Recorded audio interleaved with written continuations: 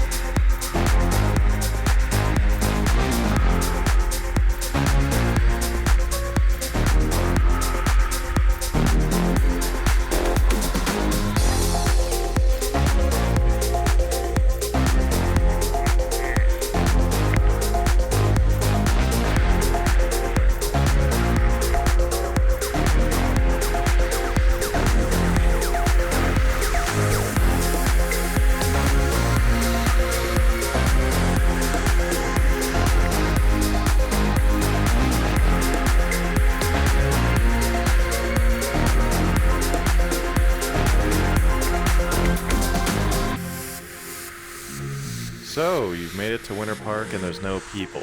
Now what? Well, let's start off with some trails that you don't necessarily need Winter Park to be completely empty for. They can still be fun, no matter if there's people or not, as there's enough variety. And that would be the trails off the Olympia lift. Specifically, White Rabbit and the Jabberwocky Trail allow for a ton of speed, and Lonesome Whistle if you're able to hook up with that off of hookup. These trails, while they don't get incredibly steep, they have a consistent grade that allows for keeping and building speed nicely. They're wide, so allow for plenty of fun turning. And they're long enough that even if there is a big line, it still feels worth it to ride these trails. Now let's get to the biggest run that has the biggest asterisks next to its nature as one of the best groomers on the Winter Park side. Because, it is one of the best. It has to be. It's incredibly wide. It's steeper than many of the other blues on the Winter Park side. The only thing with this trail, though, is that during the real season, when there's plenty of people, as there typically is on Winter Park side, Kramer turns into a super highway for skiers and snowboarders. But if you can manage to get Kramer on a day like we did, when there's absolutely nobody there, it is easily one of the funnest trails on the Winter Park side, as it has by far the most freedom. With the width of Kramer and the variability, you could really get a different experience out of it each and every time you run it, no matter how many times you run it throughout a day. I truly think if there's nobody on it, this run could almost never get boring.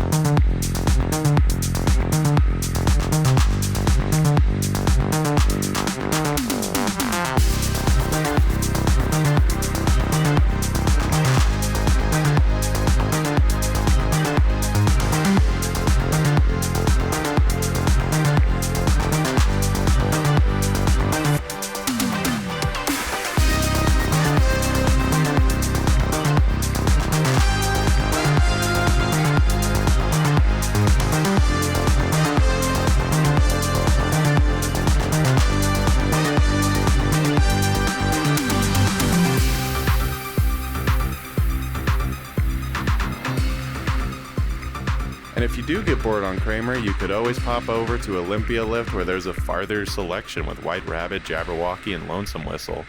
And even though they might not be quite as fun or quite as wide, they're still going to be a blast, and they're still going to allow you to get plenty of speed and a lot of really fun turns in. So, in conclusion, if you come across Winter Park on a normal, standard weekend day, by all means, avoid the hell out of the Winter Park side, especially if you're a fan of mogul runs and just in general steeper, more extreme terrain. You're going to have a funner, more private time on the Mary Jane and Eagle Wind territory side.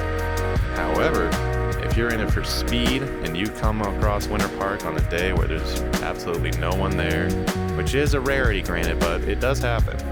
But if you do come across a situation where Winter Park is pretty empty, rush over to Olympia Express and to Kramer, and you could lap that section all day, especially if you're into high speeds and wide turns.